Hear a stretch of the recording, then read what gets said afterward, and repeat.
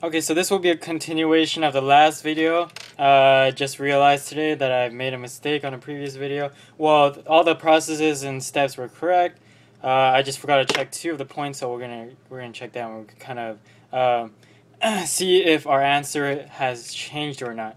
So once again, the problem from the previous video said to find the global max and min points of the equation 2x plus y squared with the boundary plus minus 2 plus minus 2. And so we already figured out from the previous video that there are no critical points in the interior.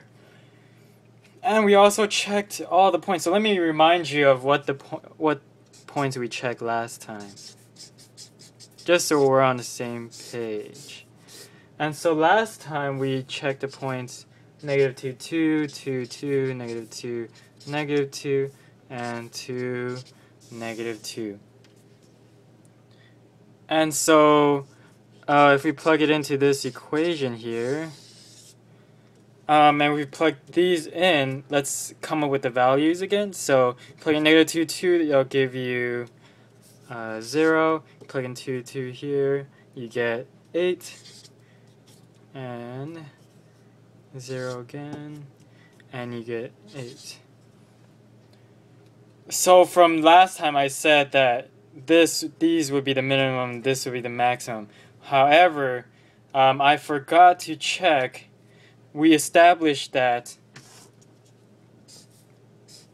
there's another point that we need to check was when y is 0, when x is 2, and when y is 0, when x is negative 2. So we need to check these points as well, because we did indicate that these will give minimum values when x is 2 and when x is negative 2. Alright, so let's try that and see what result we get. So all we gotta do is plug it back into this equation here. So if we plug in 2, 0, that'll give us an answer of 4. So that wouldn't really do anything because that's in between 0 and 8, so we know that's neither the global max or the global minimum. How about if we check negative 2, 0? If we plug it into here, that'll give us negative 4 plus 0. Oh, so that'll give us a new value of negative 4. And so now we can conclude that the previous video is wrong, at least for the global minimum, because this gives us a lower value than these two. And so for our final answer, let me use a new piece of paper here.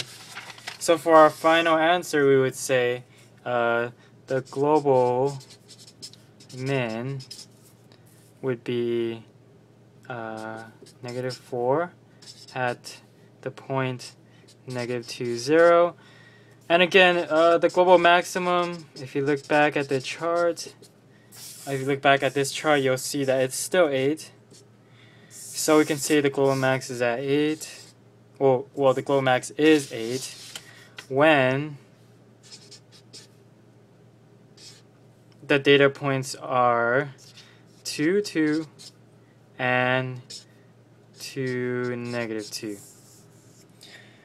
Okay, so that should be our final answer. So ignore the previous video. The answers are wrong for the global minimum. The global max still remains the same. And apologies for that mistake to make you watch 2 videos, but it's cool. We can learn more and can learn from our mistakes.